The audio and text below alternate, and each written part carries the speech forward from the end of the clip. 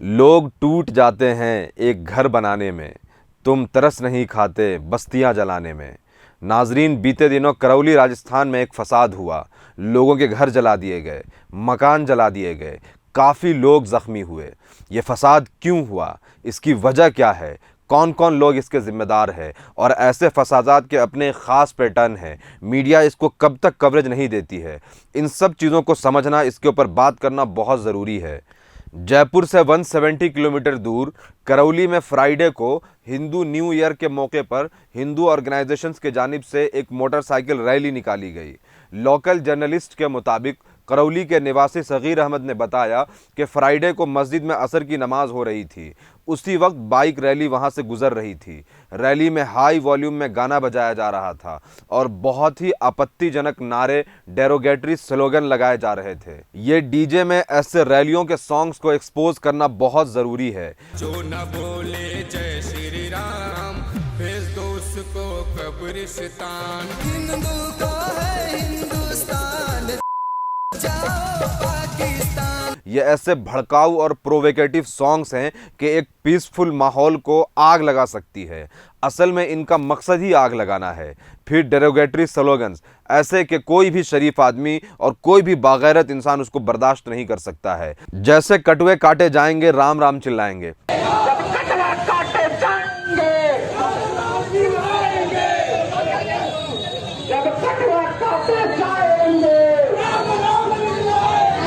एक तो यह कि मुसलमानों को ऐसे डेरोगेटरी टर्म्स और टाइटल देना, फिर उसको यह कि काटने की बात करना, जेनोसाइड की बात करना, यह खूब जम के आज के इंडिया में हो रहा है।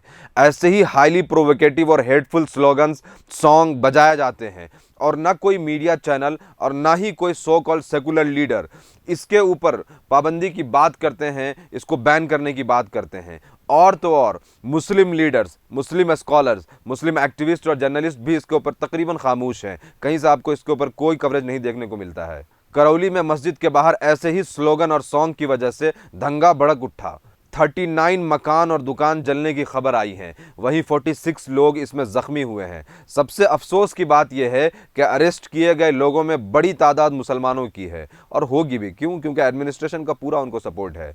एरिया में इस वक्त 144 नाफिज है, यानी कर्फ्यू नाफिज है। बड़ी तादाद में पुलिस फोर्स वहां पे डिप्लॉयड है और अब वहां अमन का माहौल हो चुका है और वहां पीस है और शांति है। मगर जमात इस्लामी के स्टेट प्रेसिडेंट मोहम्मद निजामुद्दीन ने इस पूरे मामले की इंक्वायरी की अपील की। वो कहते हैं कि पुलिस और एडमिनिस्ट्रेशन का रोल बहुत ही मशकूक है। क्यों? क्योंकि जुलूस में जब शामिल लोग मस्जिद के बाहर नारा लगा रहे थे तो पुलिस उनको रोकने में नाकाम होती है। वो आगे कहते हैं कि एडमिनिस्ट्रेशन से रैली के मार्ग यानी रास्ते को तय करने में भारी गलती हुई है। इस तरह के रैलियों को आमतौर से ऐसे रास्तों से गुजरने की परमिशन नहीं दी जाती थी। यहां आपको यह समझ लेना चाहिए कि तारीख इस बात की गवाह है कि हिंदुस्तान में आधा से ज़्यादा ऐसे जो फसादात हुए हैं, जो दंगे हुए हैं, सिर्फ इस वजह से हुए हैं कि रैली मुस्लिम मेजॉरिटी एरिया से जा रही थी और लोगों ने मस्जिद के सामने रुक करके नारा लगाया और भद्दे भद्दे स्लोगन बजाए, सॉन्ग्स बजाए। फिर भीड़ में से किसी ने पत्थर मार दिया और दंगा भड़क उठा। अब क्या पता पत्थर मारने वाला कहीं इनके खुद के प्लांटेड हैं, क्या है, कौन है, क्या ही पता। यहां एक बात बताता चलूं कि करौली के इसी एरिया में भारतीय जनता पार्टी के नेशनल प्रेसिडेंट जेपी नड्डा अभी कुछ दिनों पहले आए थे और खूब जो है भड़काऊ भाषण दिया और बहुत ज्यादा नफरती बातें की। चूंकि इस इलाके में कांग्रेस की अच्छी पकड़ है और बीजेपी के लिए यह सबसे आसान है इलेक्शन जीतने का टैक्टिक कि पोलराइज करें और कम्युनल एंगल खेलें। इसीलिए हम देखते हैं कि राजस्थान के चीफ मिनिस्टर अशोक गहलोत ने यूपी के चीफ मिनिस्टर योगी आदित्यनाथ को इस दंगे के लिए जिम्मेदार माना। मगर यह सब हमें सोचना होगा कि बीजेपी और कांग्रेस की सत्ता की लड़ाई में, इलेक्शन जीतने और हारने की लड़ाई में मुसलमानों का दुकान और मकान क्यों जले, उनके लोग क्यों मारे जाएं, उनकी इबादत गाहों को, मस्जिदों की क्यों बेहुरमती की जाए, उसके ऊपर क्यों अटैक किया जाए। और इस तरह के जो सॉन्ग्स रिकॉर्ड किए जाते हैं, उसको जो प्ले किए जाते हैं, आप ये सोचिए कि किसी प्रोडक्शन हाउस से वो बनाया गया होगा, कोई उसका डायरेक्टर होगा, कोई उसका सिंगर होगा, उसकी सारी चीजें मौजूद हैं, लेकिन न कोई मुस्लिम स्कॉलर, जमीयतुल उलमा हिंद, जमात इस्लामी हिंद और बहुत सारी मुस्लिम ऑर्गेनाइजेशन है, इन्हें सिर्फ ज़कात चाहिए, लेकिन इस तरह के जो सॉन्ग रिकॉर्ड किए जाते हैं, न इनके खिलाफ कोई एफआईआर करेंगे, न इनको कोर्ट तक लाएंगे और बस जब इस तरह के हालात हो जाएंगे तो फिर वहाँ पे जाकर के रिलीफ का काम करेंगे।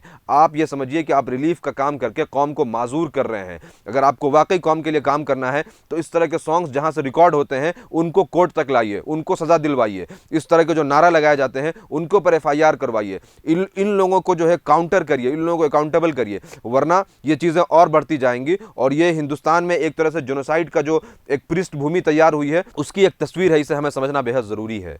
स्पेशल प्रोग्राम में इस वक्त इतना ही। मिली डाइजेस्ट को सपोर्ट करने के लिए सब्सक्राइब करें। Thank you.